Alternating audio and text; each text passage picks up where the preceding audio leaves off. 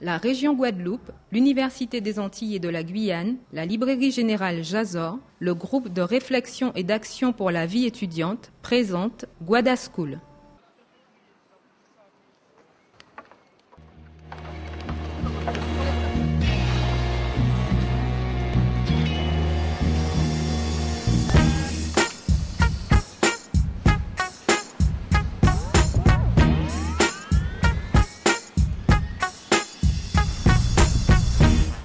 Bonjour, bienvenue à l'émission Guadaschool.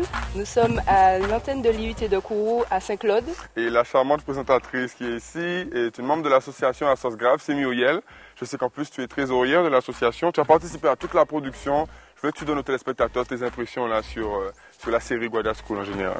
La série Guadaschool, quand même, ça a été une très bonne expérience pour tous les étudiants de l'Assos Grave. Et j'espère que ce sera une très bonne expérience aussi pour les étudiants qui vont la regarder. Ça va leur permettre justement d'avoir une autre approche de notre association et de tout ce qui va autour. En tout cas, je vois que tu as la tchatch. Apparemment, ça a été des très bons moments. Franchement, concernant les conseils qu'on pourrait donner avant qu'on passe au micro-trottoir, qu'est-ce que tu pourrais dire à ceux qui n'ont pas encore passé les examens là et sont en train de se préparer? En fait, de ne pas trop se prendre la tête, de le prendre cool, de pas trop se droguer. Je sais que c'est la période café, bronze, etc., vitamines. Donc de ne pas trop se laisser aller et puis d'être cool. Ok, je te propose maintenant qu'on passe au micro-trottoir qu'on a fait sur le thème du jour, à savoir l'importance des activités extrascolaires. Donc tout de suite, sur ce sujet, votre avis. Pour savoir comment en fait on doit vivre en société, n'est-ce pas Chouchou? Exactement. Donc le truc qui se pose, c'est que ça nous aide en fait à nous évader, à oublier un petit peu le stress, d'accord? Parce qu'on n'est pas des machines à travailler, bien que le travail ça doit occuper une partie importante de notre jeunesse, mais c'est pour en fait nous permettre de mieux nous épanouir, de rester soi-même tranquille, sans stress quoi. Et puis aussi pour mieux gérer en fait notre vie en communauté. Moi je pense avant tout comme ça quoi. On est toujours assis sur un bureau en train de travailler, ça fatigue. Et le fait de sortir de ce domaine de travail, ça nous permet de nous libérer, de décontracter, de décompresser. Et en fait, quand on retourne dans le devoir, on a une nouvelle vision du devoir, quoi.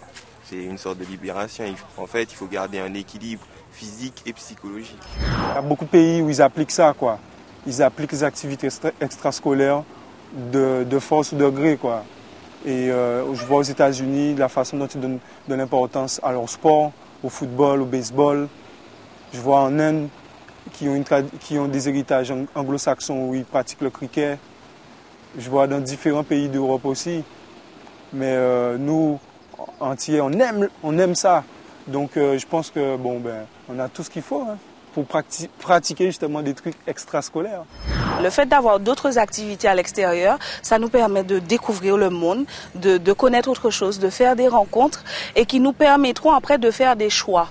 Et puis après tout, la vie ne s'arrête pas à un métier. On peut très bien étudier par exemple les maths, débuter avec quelque chose dans ce domaine-là et puis après vouloir être animateur à la télé ou je sais pas, chanteur. Enfin bon, c'est important de varier un petit peu ces expériences. Je crois que, et puis c'est très important. Comme ça, après, on peut faire des choix en connaissance de cause. Je vous propose d'écouter maintenant l'intervention de Tony Feuillard sur l'importance des activités extrascolaires en période d'examen, sachant que ce dernier est maître de conférence à l'Université des Antilles et de la Guyane et par ailleurs entraîneur d'une équipe de volley-ball. Il n'y a pas de cause à effet. Ce n'est pas parce qu'on arrête le sport qu'on aura l'examen et ce n'est pas parce qu'on continue le sport qu'on n'aura pas l'examen. Tout est une question de gestion du temps. Mais je pense que c'est très important d'avoir une activité sportive ou autre, ce n'est pas obligatoirement le sport, à part de l'école, parce que ça permet de s'évader, donc de penser à autre chose et de stresser moins en fait. Pendant que 20% du temps, on pense à autre chose, donc ça permet d'équilibrer. On est mieux équilibré de toute façon. Je pense qu'il faut choisir des activités où on est à l'aise, qui permettent de s'exprimer. Par exemple, si on est quelqu'un qui s'exprime bien, on va aller faire du théâtre. Si on peint bien, si on est bon en musique, on va s'exprimer dans la musique. Donc ça permet de sortir ce qu'on a à l'intérieur de soi. Parce qu'en fait, l'école, ce qu'on sort, c'est ce qu'on a appris. Donc quelque part, l'activité doit permettre de nous découvrir nous-mêmes. Et je pense que ça nous permet, en se connaissant mieux, nos résultats devraient être meilleurs. La vie, c'est un peu comme ça. C'est pas, comment dirais-je, il y a des règles à établir, des règles à suivre. Donc ce qui est important, quand quelqu'un s'implique, donc on a fait la différence entre quelqu'un qui participe juste à une association sportive, donc qui permet de s'évader. Et quelqu'un qui s'implique, ça c'est, comment dirais, c'est le premier pas vers la citoyenneté, on dira. Donc ça lui permet déjà de s'impliquer dans la vie réelle. Et pourquoi pas, effectivement, ça peut l'aider ensuite pour sa vie professionnelle. Il faut faire attention aussi à ce que ça ne prenne pas trop de temps.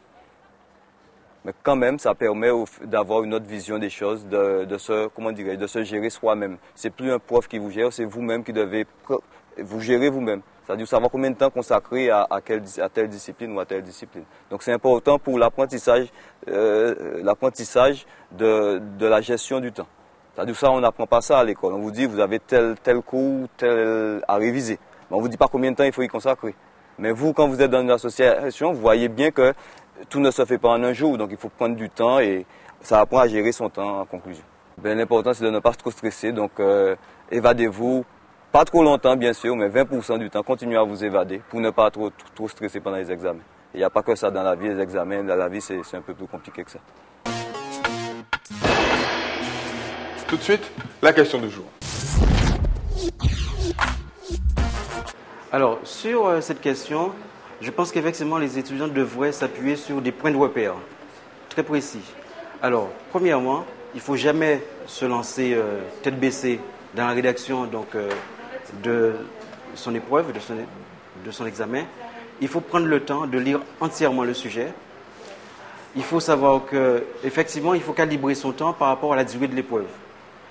Parce que, qu'est-ce qui se passe en consacrant 2 minutes, 3 minutes à lire entièrement le sujet, à cogiter un peu, à se dire, oui, voilà, tiens, je sais faire ci, je sais faire ça, il y a telle difficulté sur telle ou telle question, ça permet d'avoir plus ou moins une certaine planification donc, de toute la réalisation de l'épreuve.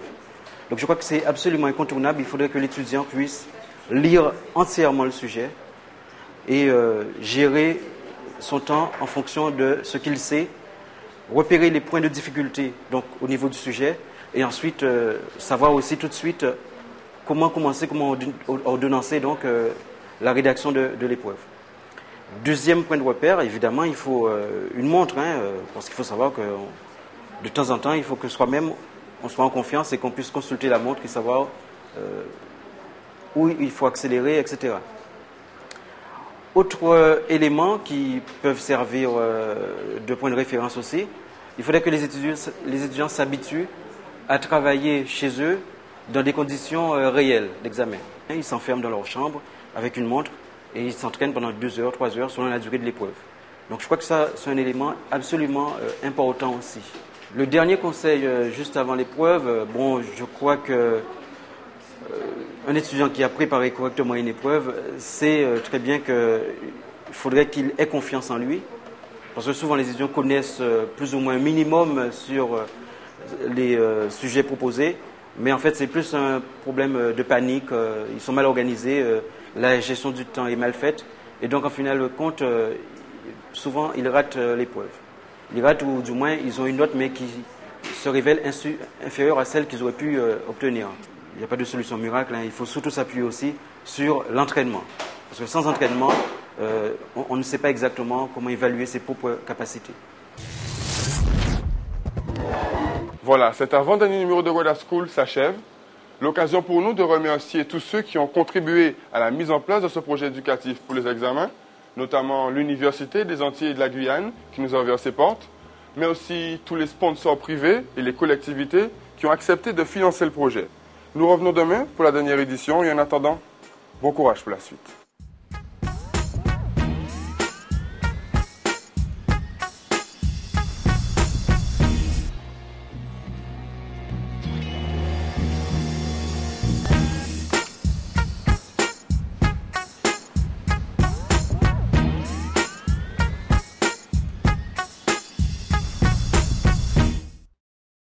Guada School vous a été présenté par la région Guadeloupe, l'Université des Antilles et de la Guyane, la Librairie Générale Jazor et le groupe de réflexion et d'action pour la vie étudiante.